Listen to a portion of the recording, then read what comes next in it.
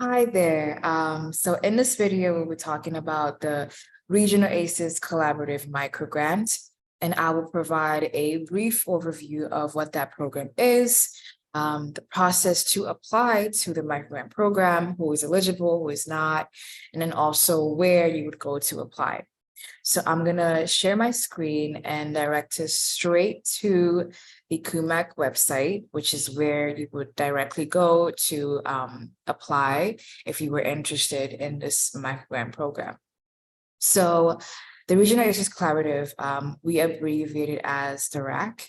And what that is, it is a microgrant program that was developed by the Department of Children and Families in New Jersey and administered through their Office of Resilience.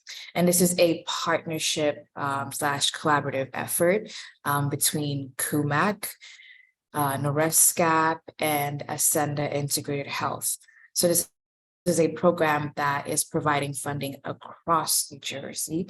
And the purpose of this funding is to create an opportunity for organizations, agencies, and individuals that are interested or have ideas to address adverse childhood experiences. Now, some of you may be familiar with ACEs, and some may not, but CUMAC has an amazing resource on what ACEs are.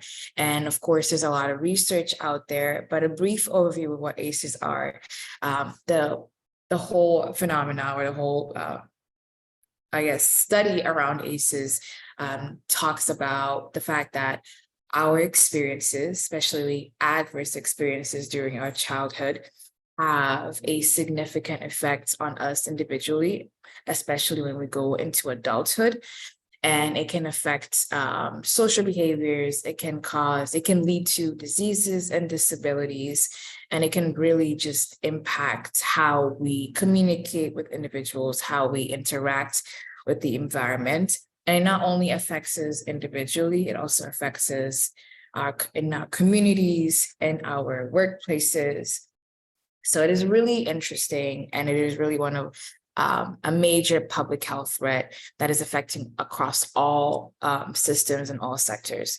So if you want to learn more about ACEs before even diving through or getting into applying for the microgrant, definitely contact us again, and scheduling some time to have like a brief conversation about what ACEs is and how it relates to our work as a food justice organization.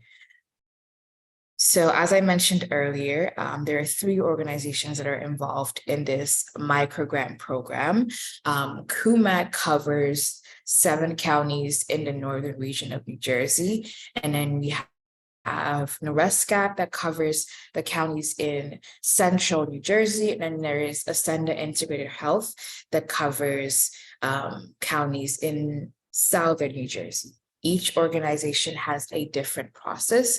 So if you are an organization or an individual or an agency or business that is not in the region that we cover, you can contact one of the 2 agencies that applies to where you serve or the communities you serve. So the eligibility criteria for the microgrants, we're looking for projects or programs from these 7 counties: Bergen, Essex, Hudson, Morris, Passaic, Sussex, and Warren counties.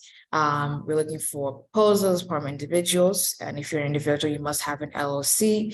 It could be a group from a college or university, but the university itself cannot apply. It can be an agency, an organization, and anyone that's interested and has a passion or have goals to address or prevent adverse childhood experiences.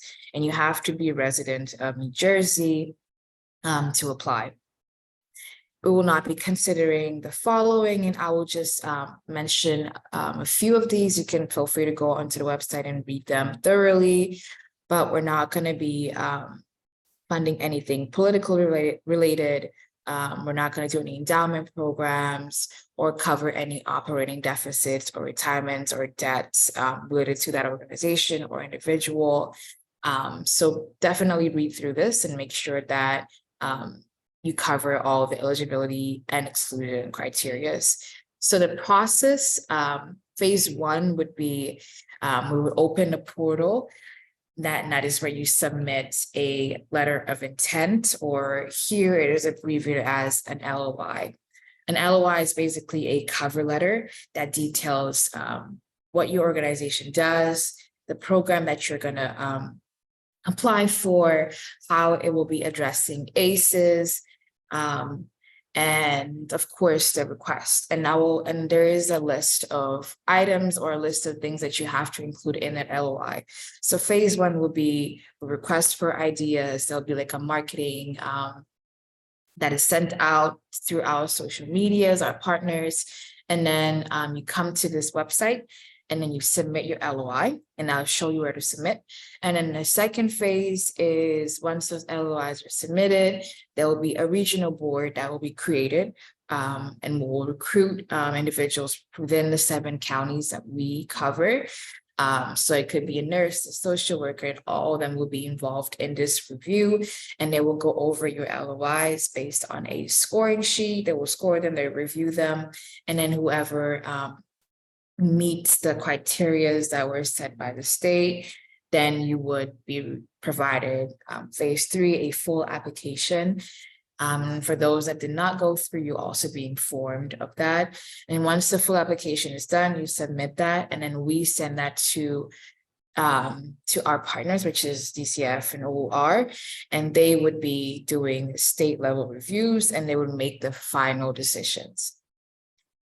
And then this is more information about ACEs, and this can kind of like help you see what level of response your project or your program is doing. Is it a primary response, a secondary response, or a tertiary response? And you can read through that as well. And then, so for when you're ready to apply, you will come down here and then you would click the submission form. And these are the items or the information that is needed in your LOI. So you would provide a summary of your idea, how it's going to reduce the effects of adverse childhood experiences, how it's going to impact your community, and is your idea considered innovative? And then you describe the target audience for your project. You discuss the 3 main goals and outcomes of your project. What will be the long-term impact of the project? And then, of course, your project financial request. And feel free to add like a paragraph explaining where that funding will go to, either if it's personnel or if it's program or project material, etc.